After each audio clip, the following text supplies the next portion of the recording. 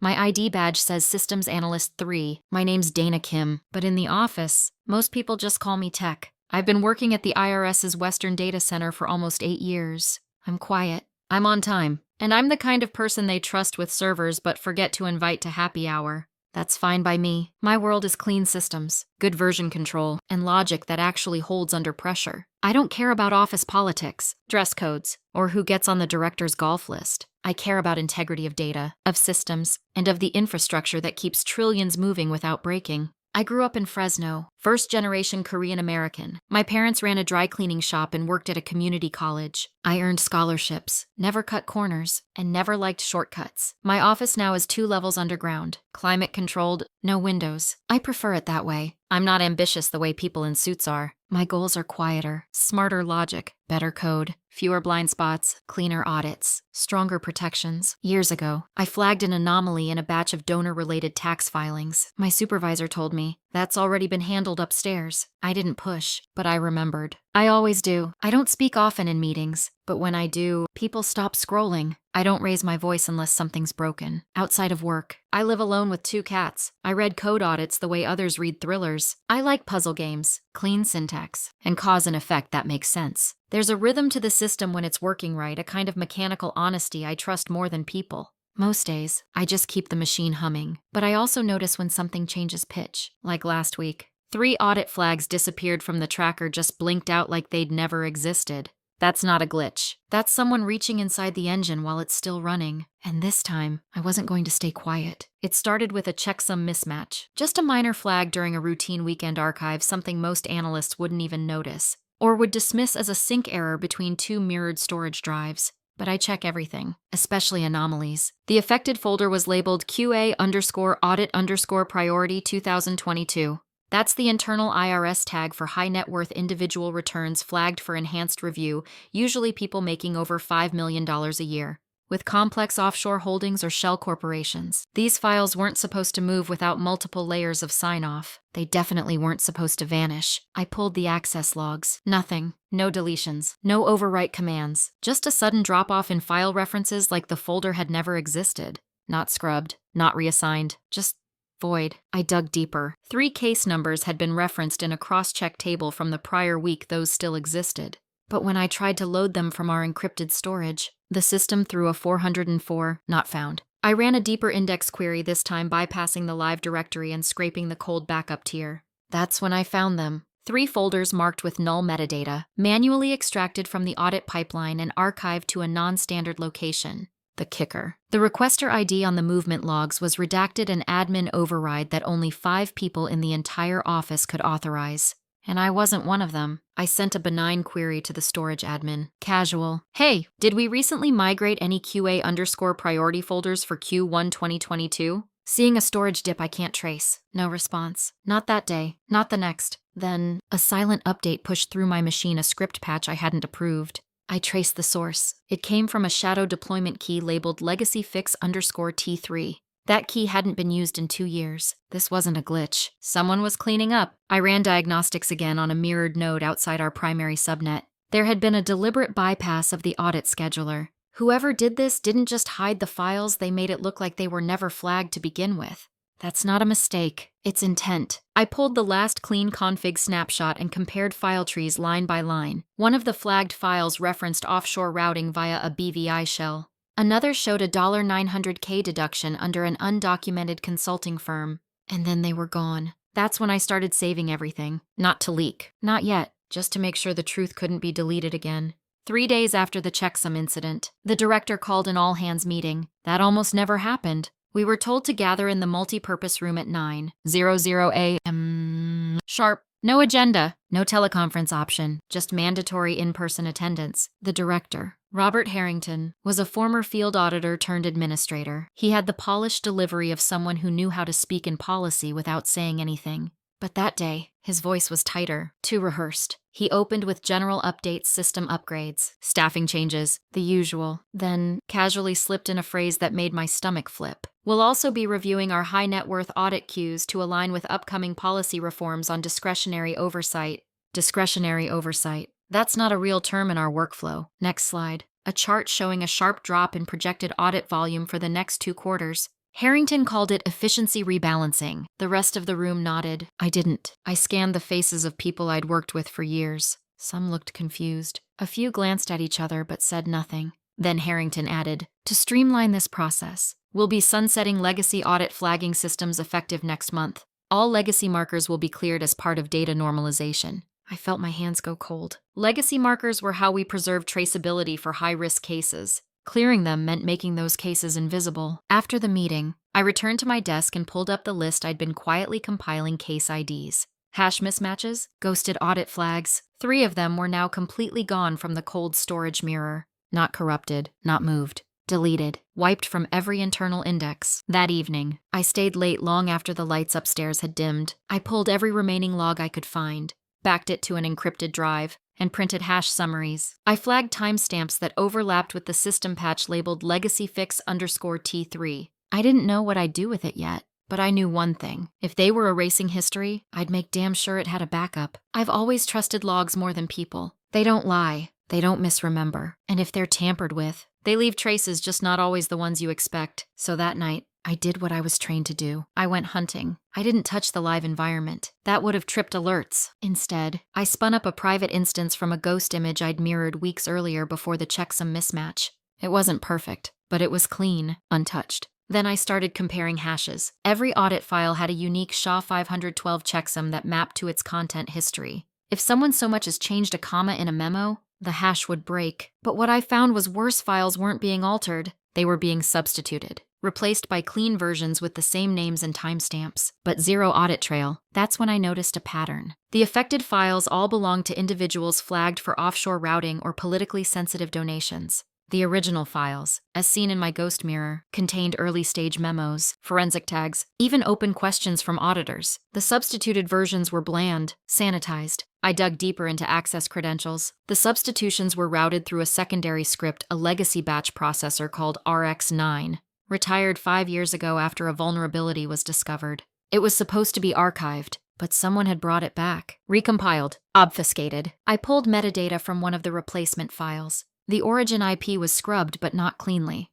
There was a misaligned timestamp embedded in the file header, a detail only visible if you opened it with a hex editor. That timestamp matched the login window of one person, our director, Robert Harrington. Not conclusive. Not yet, but enough to make my stomach twist. In that map, I started color-coding layers green for metadata inconsistencies, red for vanished audit flags, yellow for reused deprecated scripts. Within an hour, patterns emerged. Recurrence, sequence, intent. I ran one final correlation between batch ID history and login sessions across 3 nodes. The same login pattern appeared 5 times. 2:37 a.m. Saturdays, always from the same subnet, always against high-risk audit queues. Someone was working late, someone who knew when the audit scheduler slept. They weren't just deleting history, they were rewriting it, and I was done watching. What I had wasn't proof yet, but it was close enough to smell. By Monday, I had a correlation map of over 20 audit files that had been suppressed, replaced, or vanished. Each one followed the same trail. High-value taxpayer, red flags in offshore or political contributions. Then,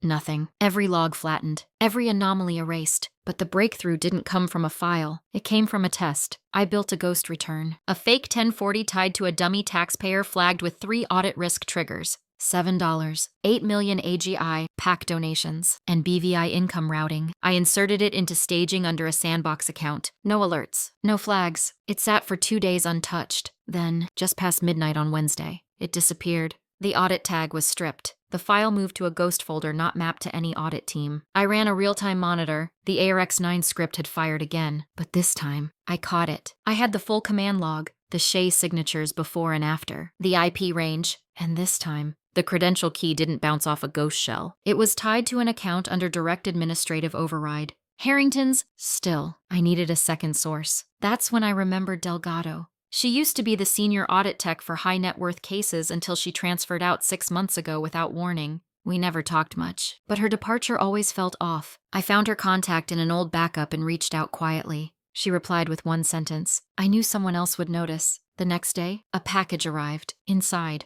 a flash drive, handwritten notes, and a memo from Harrington requesting manual clearance protocols for flagged legacy files in high-sensitivity queues. Dated 8 months ago. It hit me. This wasn't opportunism. It was infrastructure. Clearance to suppress audits for specific names shielding the ultra-wealthy under the cover of efficiency. Delgado hadn't left voluntarily. She'd refused to clean something, and she'd been pushed out. That night, I sat in the dark. Delgado's notes open beside mine. She'd traced the same anomalies, flagged the same patterns. Her last note read, "Pattern began Q2 of prior fiscal year. Monthly cadence. Always weekends." She wasn't paranoid. Neither was I, but I was exposed. I had the logs, the snapshots. Now, the memo. If I chained login to override to deletion, I could reconstruct the breach path. But if Harrington knew, they wouldn't just shut me out. They'd erase me, like they did the rest. The first sign came when my keycard failed. It was Thursday morning, 2 days after I received Delgado's package. I swiped in like always, but the reader blinked red. A guard let me in manually, saying, "Might be a system update." But I knew better. 10 minutes later, my workstation wouldn't load my admin credentials. My access to the staging environment was suspended, and my personal script runner sandboxed. Legal and fully compliant had been flagged for unauthorized behavior. Then came the meeting request. No subject line, just a time and location. Room 4C, 3:00 p. Inside was Harrington. No assistants. No HR. Just him, seated at the far end of a conference table with a single manila folder in front of him. "Dana," he began, "we've noticed some irregular activity tied to your access logs." I said nothing. He opened the folder and slid over a printed sheet time-stamped commands, most of which were mine. Pulled out of context, of course. Made to look suspicious. Sandbox returns, metadata crawls, system image duplication. None of these are tasks currently within your scope. Are they? Still, I didn't speak. "You've always struck me as someone who likes order," he continued, "which is why this is disappointing, but also why I think we can course correct quietly. No formal inquiry, just a clean restart." It wasn't an offer, it was a warning. That night, I found my parking spot reassigned, my email inbox halved, my internal messenger access restricted. The isolation wasn't loud, it was surgical. I was being peeled out of the system one permission level at a time. Friday morning, I received an anonymous envelope at my apartment. No return address. Inside was a single line, printed in 12-point courier. Delgado should have stayed quiet. I didn't sleep that night.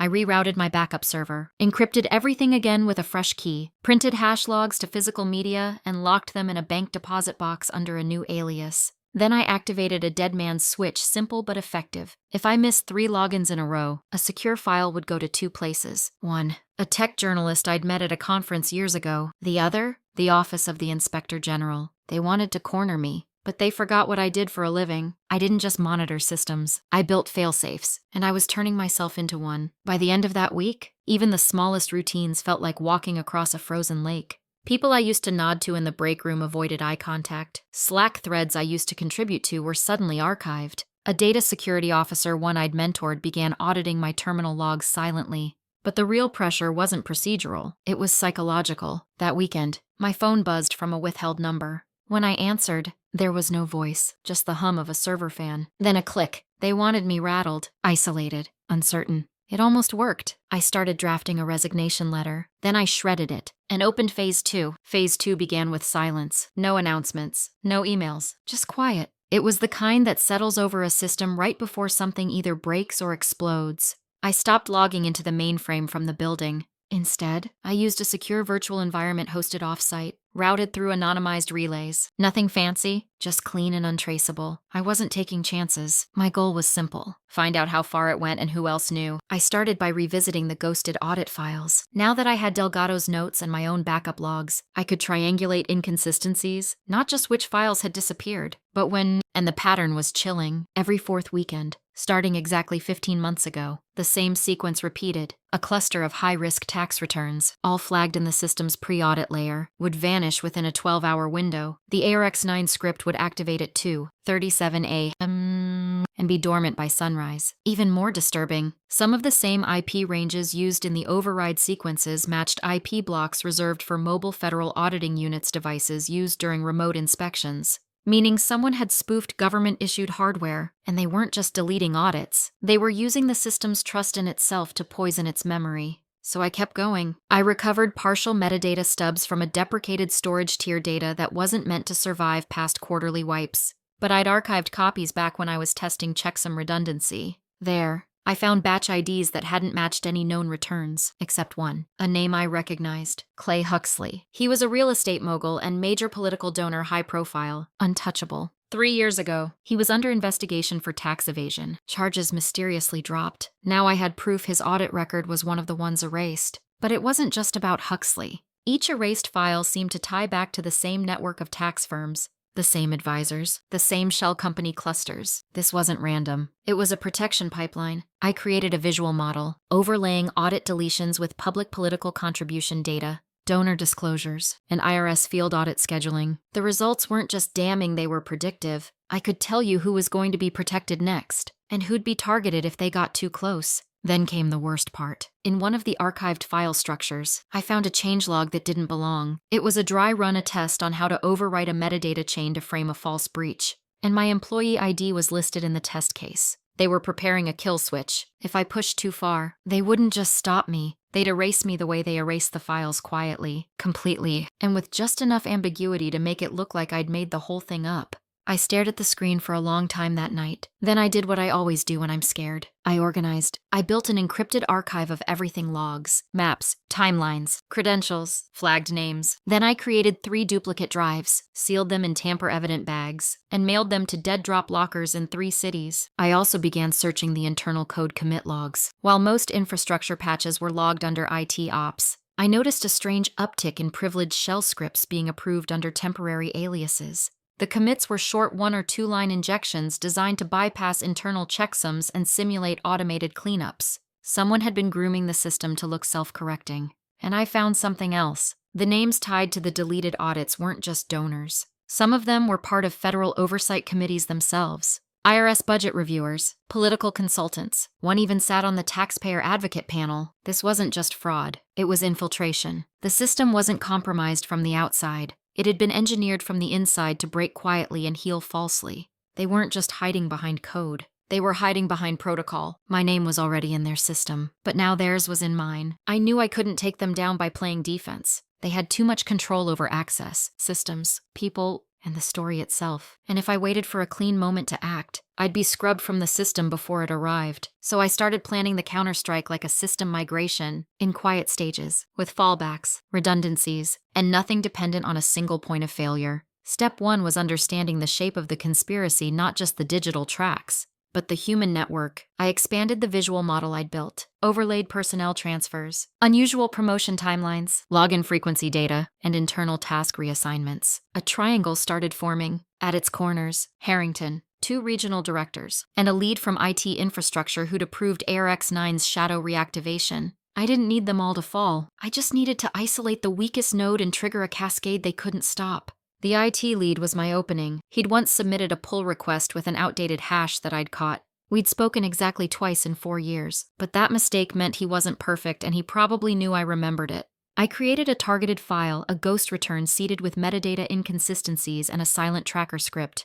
It would activate if touched, logging the user, time, and location. Then I placed it. Not where he'd expect it, but adjacent to a system maintenance patch queue he oversaw monthly. Within 48 hours, the trap sprung. His account pinged the file. The script recorded the event. The return vanished, triggering ARX9 in full view of a secondary node I'd set up in advance. Now I had evidence of intent. Step 2, surface the evidence, but not all at once. I needed a soft leak one that wouldn't trace back but would create enough pressure for them to react. I prepped an anonymized package, a subset of audit logs, the ARX9 execution trail, and 2 high-profile erased returns. It went to a friend of a friend at a mid-tier investigative outlet just curious enough to poke. Within 72 hours, the questions started. Harrington called a preemptive briefing, claiming the agency was conducting routine legacy system audits. The timing was too perfect. It told me he'd seen the leak and was scared. That's when I pushed step 3, the internal trigger. I activated the checksum error again across 3 mirrored files in live audit staging.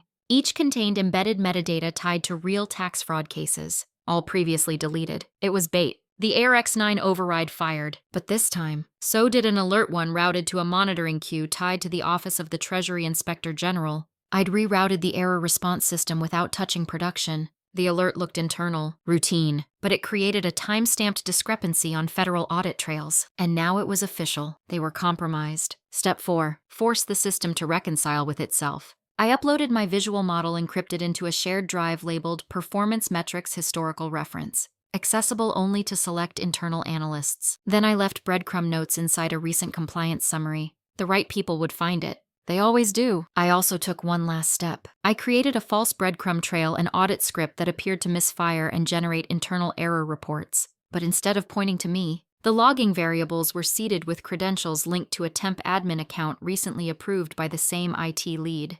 That script would be triggered only if they tried to pin the breach on me. It was a counterframe, a mirror trap. And I wasn't done. I reached out to Delgado again, this time with more than questions. I sent her a secure key to access the same model, the same archive. She didn't respond directly. But the following day, my secondary node logged a new session. Someone else was looking. That was enough. The case was no longer just mine. I printed one hard copy of the model encrypted identifiers redacted, metadata chained in clear text. I burned it to disk and mailed it, physically, to a government archivist's P.O. box, one I'd found buried inside a compliance wiki. It wasn't dramatic. It wasn't public. It wasn't flashy. But it was irreversible. Everything I'd built was out now in places no system override could reach. Not all of it. Just enough. Enough to make them hesitate. Enough to make them guess how much I still had. And enough to force their hand. It started with a calendar invite. Not from Harrington. Not even from someone I recognized. Just a name.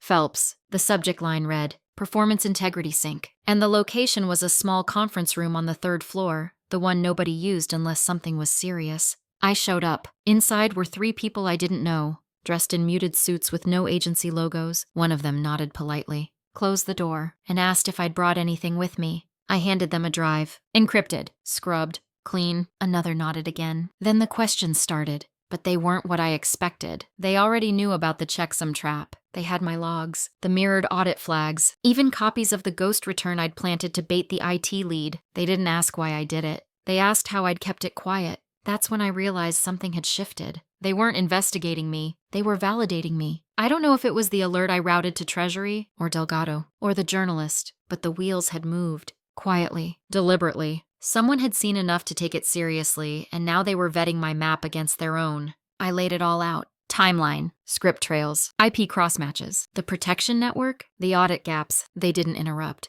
They just took notes. Then one of them asked, "Would you be willing to walk us through this on record?" I said yes. That's when the room shifted again. One of them opened a sealed folder. Inside, screenshots of internal emails, access overrides, credential authorizations, all real, all pointing up. Not just to Harrington, but to both regional directors I'd flagged. And more. People I hadn't even mapped yet. They told me to go home, to keep everything quiet. I asked if I was being silenced. They said, "No, you're being protected." The walk back to my desk felt unreal. Everything looked the same. But nothing was the hum of the servers, the quiet clatter of keystrokes, a place built on routine now fracturing beneath it. I didn't log in. I just sat there, hands flat on the desk, breathing. This was real, and it had begun. It didn't go public. Not at first. That's how I knew it was real. Real consequences don't start with headlines. They start with absence. And that's what I noticed first. Harrington was gone. His name disappeared from the org chart. His parking spot reallocated. His access credentials scrubbed overnight. No announcement. No memo. Just a vacancy. Then the ripples spread. The IT lead quietly transferred to an advisory role with no direct reports. One of the regional directors submitted a sudden retirement request approved within hours.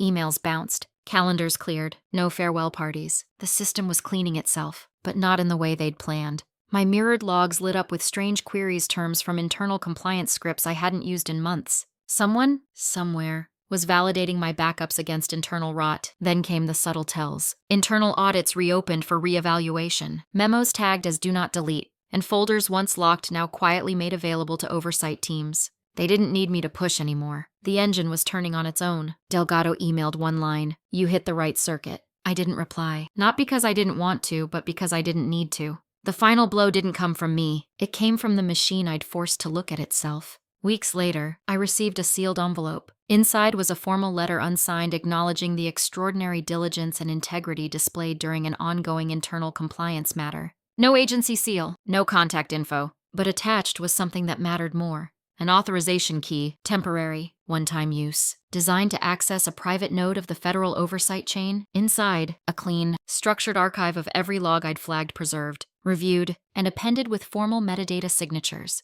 Stamped, validated internal oversight record. Outside, the world looked unchanged. But inside the system, I left something behind. Not revenge, not exposure, but a fingerprint they couldn't wash away. The message came through my secure inbox, a channel I hadn't touched since setting up my dead man's switch. No subject line, just a single PDF attachment titled Consulting Scope. I opened it expecting a vague pitch or a veiled threat. Instead, it was an offer from an internal subcommittee of the Treasury's Office of Oversight and Integrity. They'd reviewed my audit trail. They called my mapping methodical, resilient, and uniquely uncorrupted by institutional bias. Their words, not mine. What they wanted wasn't testimony. It was something quieter. They asked if I would consult informally, off books, on a temporary review panel designed to investigate legacy system risk exposure. No press, no paperwork that could link my name to a purge, just quiet influence. A seat at the edge of a table I never thought I'd get near. The pay was nominal, the access extraordinary. They made one thing clear: this wasn't a reward, it was a tool. Use it how you see fit, the note read, or decline. I sat with that decision for hours, because I'd never wanted power. I'd wanted protection of truth, of data, of systems built to serve more than the wealthy. But now I was being handed the one thing that could protect others the way no audit ever could: